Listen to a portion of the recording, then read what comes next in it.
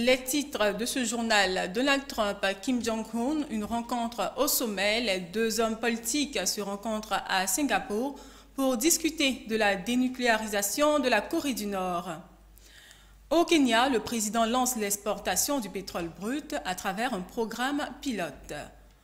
En sport, Number 12, une fiction qui dénonce. Au Ghana, un film sur la corruption au milieu footballistique défraie la chronique. Mesdames et messieurs, bonsoir. Donald Trump et Kim Jong-un sont arrivés hier à Singapour pour un sommet historique. Les deux dirigeants vont tenter de trouver un accord pour parvenir à la dénucléarisation de la péninsule nord-coréenne. Cécile Itoni. Le dossier nord-coréen ne figurait pas parmi les priorités de Donald Trump pendant la campagne présidentielle. Il ne l'avait mentionné que très brièvement dans son unique discours de politique étrangère en avril 2016. Mais ce sont les sanctions, sans précédent, appliquées sur la Corée du Nord depuis plus d'un an qui ont joué leur rôle, tout comme la conjonction de l'aboutissement de la quête nucléaire de Pyongyang. La dénucléarisation de la Corée du Nord est donc au centre du sommet Trump-Kim Jong-un. Les deux hommes forts doivent se rencontrer ce mardi lors d'un face-à-face historique dont l'issue s'annonce incertaine d'après des décennies de défiance et de tensions entre les deux pays.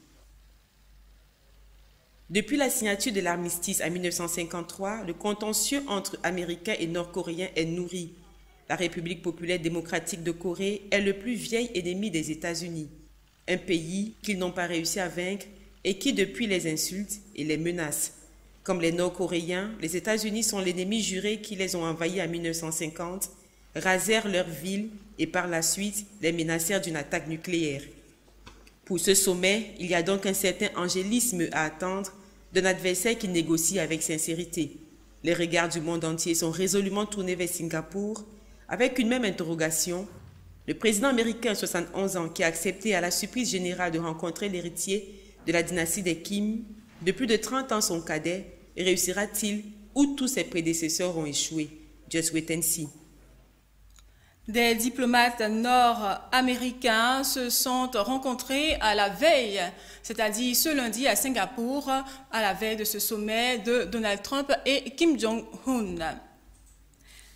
Quant à la Chine, elle espère sincèrement que le sommet entre Donald Trump et Kim Jong-un aura une issue positive, a déclaré le porte-parole du ministère chinois des Affaires étrangères. Nous l'écoutons. Nous espérons sincèrement que la rencontre entre la Corée du Nord et les États-Unis se déroulera comme prévu et aura une issue positive qui contribuera à la résolution politique du problème, à la paix et à la stabilité de la péninsule.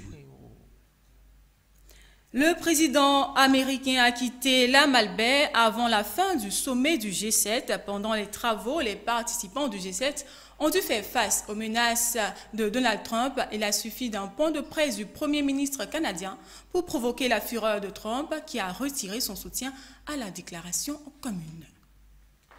Le président américain a quitté la Malbaie avant la fin du sommet du G7, faisant l'impasse sur la séance de travail consacrée au changement climatique et à l'état de santé des océans, deux dossiers portés par la présidence canadienne du G7 et soutenus par la France.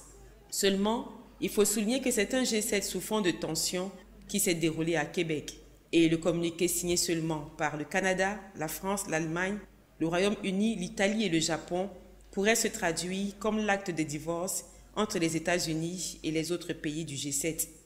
Bien que Donald Trump ait d'abord appuyé le communiqué final du G7, il a fait volte-face en le rejetant ensuite et en qualifiant Justin Trudeau de malhonnête et de faible sur Twitter.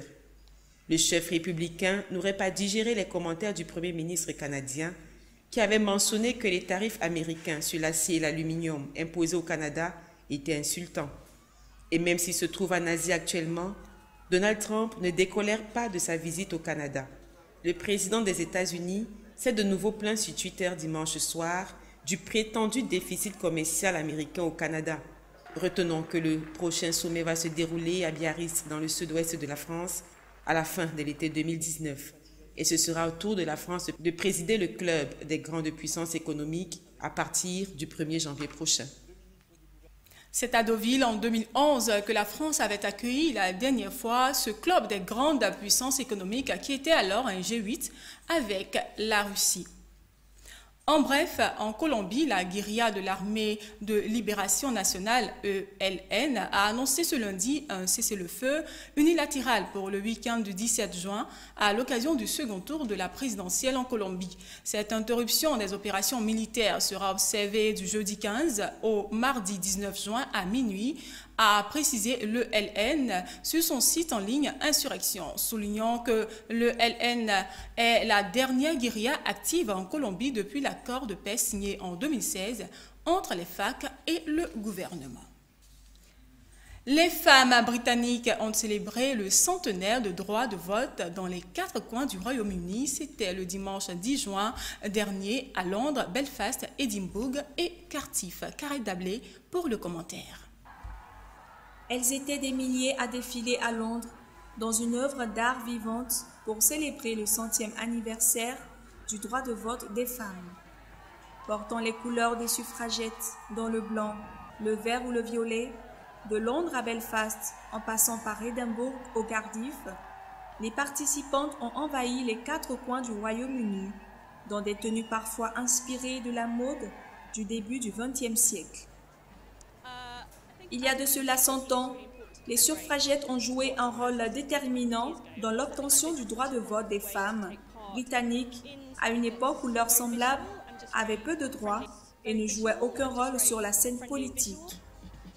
Pour mémoire, le 6 février 1918, le Parlement britannique votait la loi de 1918 sur la représentation populaire permettant à certaines femmes de plus de 30 ans de voter. Il fallut toutefois attendre 1928 pour qu'elles puissent le faire aux mêmes conditions que les hommes dès l'âge de 21 ans. En Centrafrique, c'est la consternation, l'indignation et le coup de mépris vis-à-vis des victimes après l'acquittement de Jean-Pierre Bemba par la Chambre d'appel de la Cour pénale internationale. Je vous propose de suivre cet élément sur le verdict de la CPI. C'est un ouf pour l'ex-vice-président congolais condamné à 18 ans de prison en première instance. Jean-Pierre Bemba a vu hier vendredi sa sentence annulée en appel.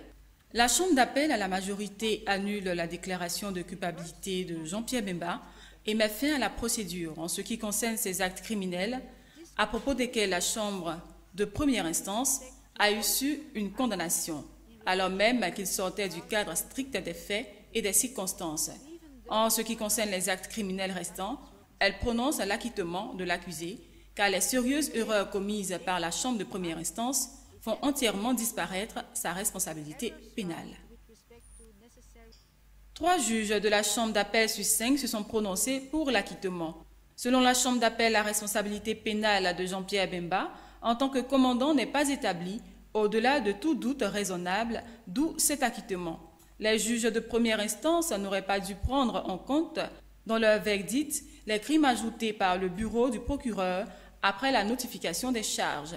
Mais surtout, la Chambre a estimé que ses collègues de première instance n'avaient pas suffisamment tenu compte dans la formulation de leur jugement d'un certain nombre d'éléments qui auraient pu être considérés comme circonstances atténuantes ou démontrer une volonté de prévenir ou de punir les crimes commis. Une lettre adressée aux autorités centrafricaines, la capacité réelle de Jean-Pierre Bemba d'obtenir de vraies enquêtes en Centrafrique. Cette décision de la Cour d'appel vient redonner la joie aux partisans de l'ancien vice-président et un nouvel horizon à la politique congolaise. 12 ans de patience, chaque jour d'amertume, on s'attendait à ce qu'elle sera libérée ou pas. Et aujourd'hui, grâce à Dieu, comme notre devise le dit, avec des nouveaux camps, nous avons vaincu, c'est la joie. C'était un procès politique. Pourquoi? Même a été qualifié de co-auteur. Mais les auteurs étaient où? Il s'est retrouvé à la CPI seul. Bozizé, le rebelle qui a attaqué un gouvernement légitime et légal. Il n'a jamais répondu à la CPI. Bemba est acquitté de toutes les charges. Donc il est complètement lavé et libre. C'est qu'il a toujours dit. Il veut être lavé par la justice. Aujourd'hui, Jean-Pierre Bemba, c'est un homme libre et il est en route pour le pays maintenant. Malgré cet acquittement, Jean-Pierre Bemba reste en détention pour une seconde affaire en attente de jugement.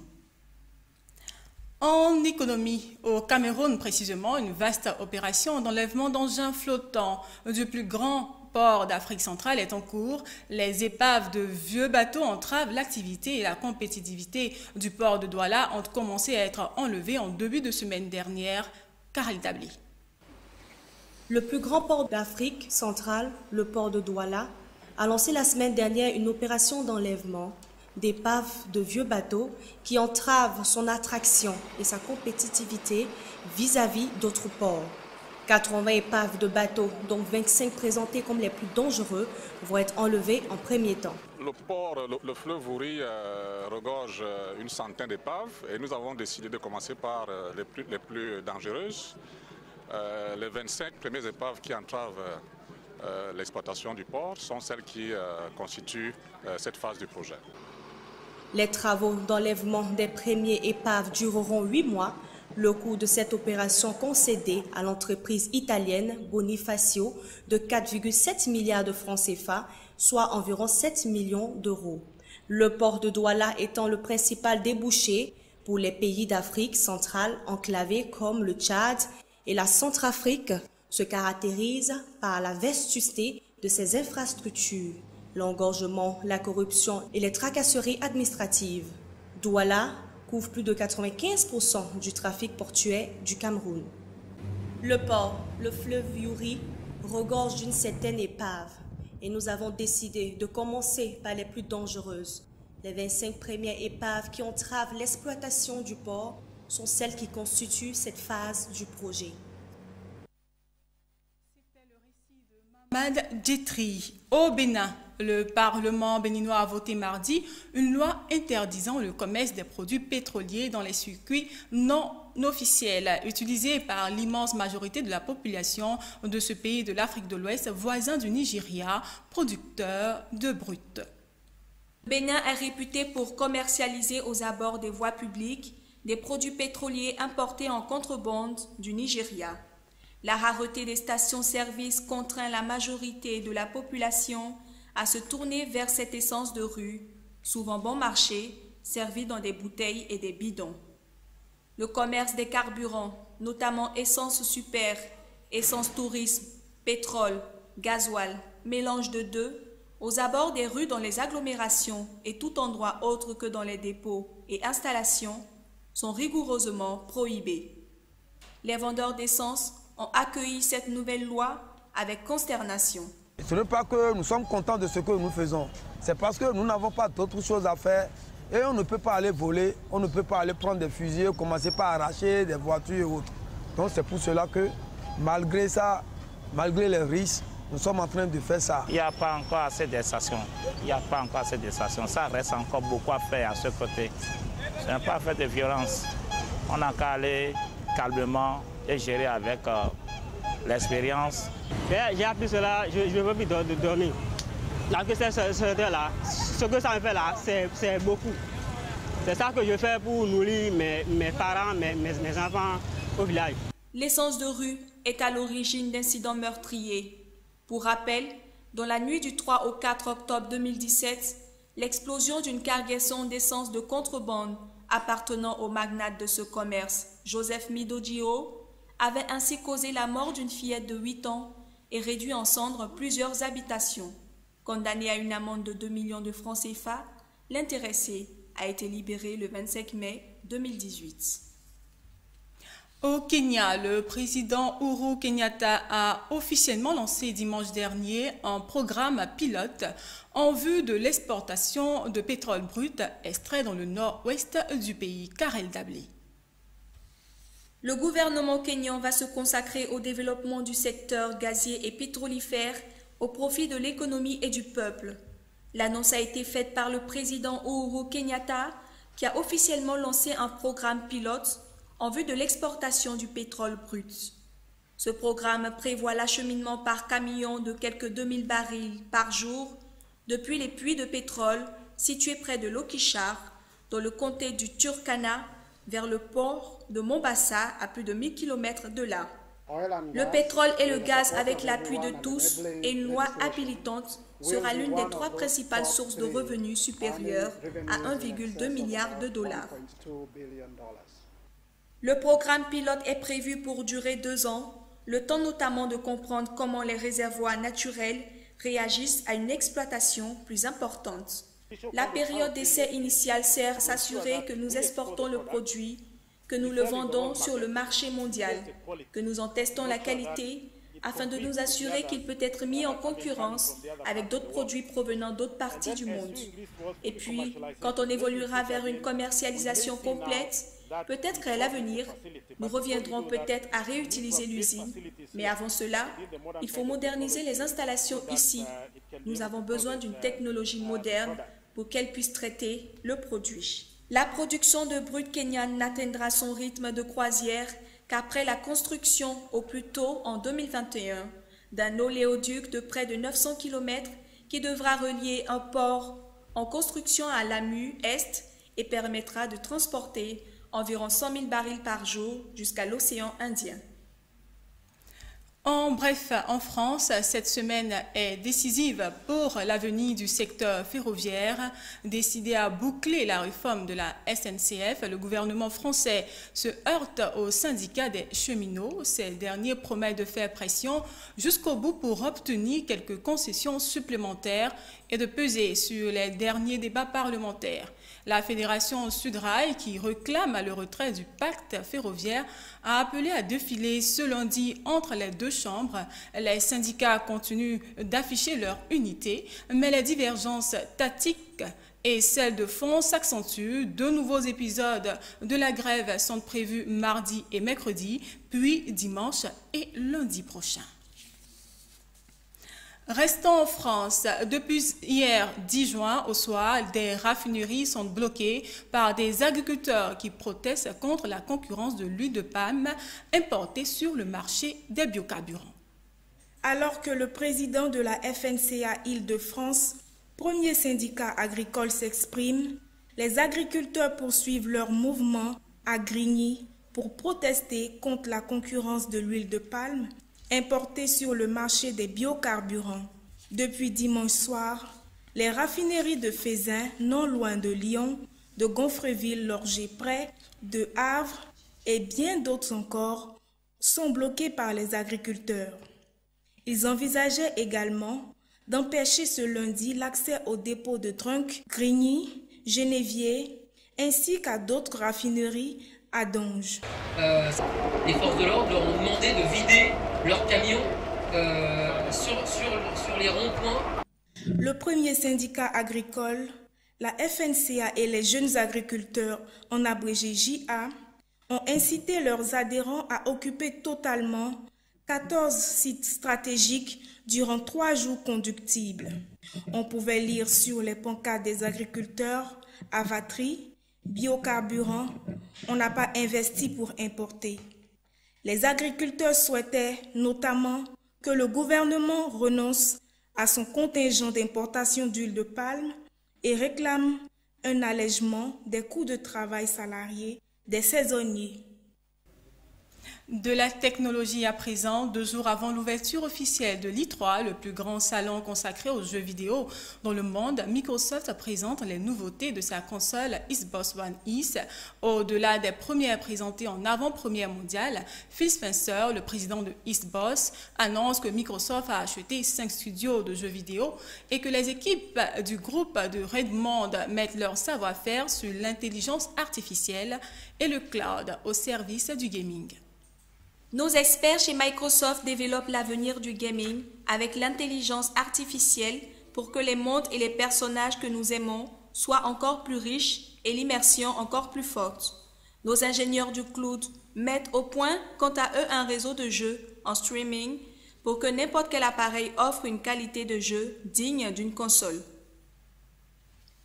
En s'associant à Compulsion Games, Playground Studio ou des studios de ce genre, Xbox peut regarder ce qu'ils font et s'assurer que les jeux sortis par ces sociétés plairont aux joueurs de Xbox.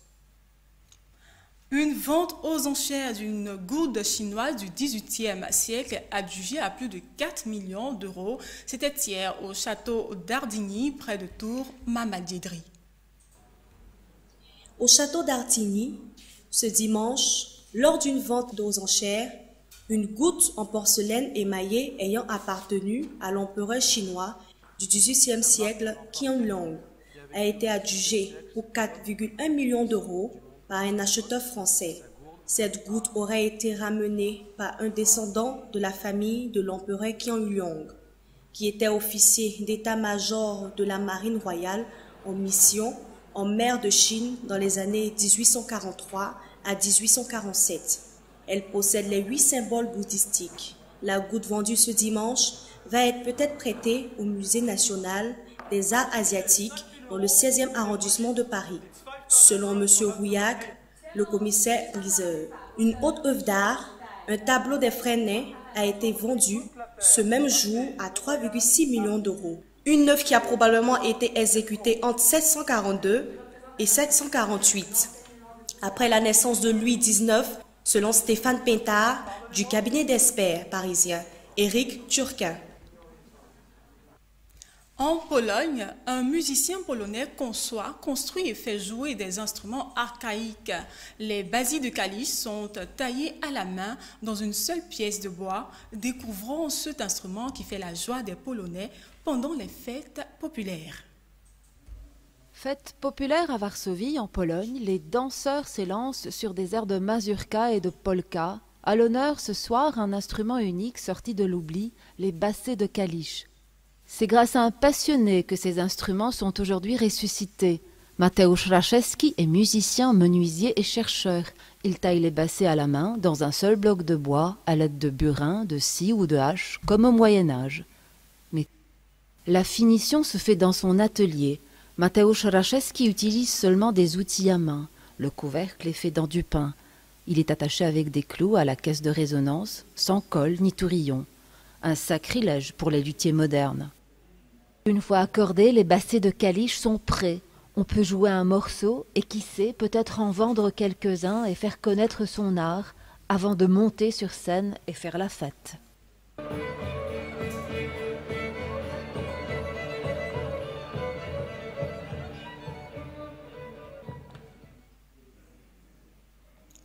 Du sport à présent, hier dimanche, à 4 jours de la fête du football mondial, la Russie a été confrontée à une mobilisation pour les droits de l'homme. Ce sont plusieurs ONG qui ont dénoncé la situation des droits de l'homme en Russie. Elles souhaitent attirer l'attention de la communauté internationale sur les situations des prisonniers politiques en Russie, notamment celle de Oleg Sentsov, réalisateur ukrainien, qui a débuté il y a 28 jours sa grève de la faim et dont l'état de santé inquiète. Cependant, Vladimir Poutine a laissé entendre que des discussions étaient en cours avec les autorités ukrainiennes en vue d'un échange de prisonniers, car s'ils décèdent, cela pourrait être un gros problème pour le gouvernement et pour la Coupe du Monde. Toujours en sport, mais cette fois, nous nous dirigeons au Ghana. Le journaliste d'investigation Anas Armeoyor, fait tomber la tête du patron du football ghanéen suite à la diffusion du documentaire Number 12. Anas Armeoyor démontre avec images à l'appui que le président de la Fédération de football du Ghana est impliqué dans plusieurs délits de corruption présumés mettant en jeu des millions de dollars de pots de vin. Siaka connaît pour les détails. Number 12, c'est le titre du documentaire qui a fait couler beaucoup d'encre dans le milieu footballistique ghanéen, voire en Afrique de l'Ouest. Projeté pendant 3 jours à Accra, Number 12, réalisé par le journaliste d'investigation Anna Aremayaou, dit Anas, a mis à nu la faiblesse des arbitres ghanéens. En effet, dans un scénario bien peaufiné et des démarches bien menées, Anas réussit à piéger des dizaines d'arbitres du championnat ghanéen et aussi des grands championnats du continent. L'équipe d'Anas va plus loin. Il s'attaque au championnat d'Afrique de l'Ouest où il réussit à piéger des arbitres ivoiriens, gambiens et kényans.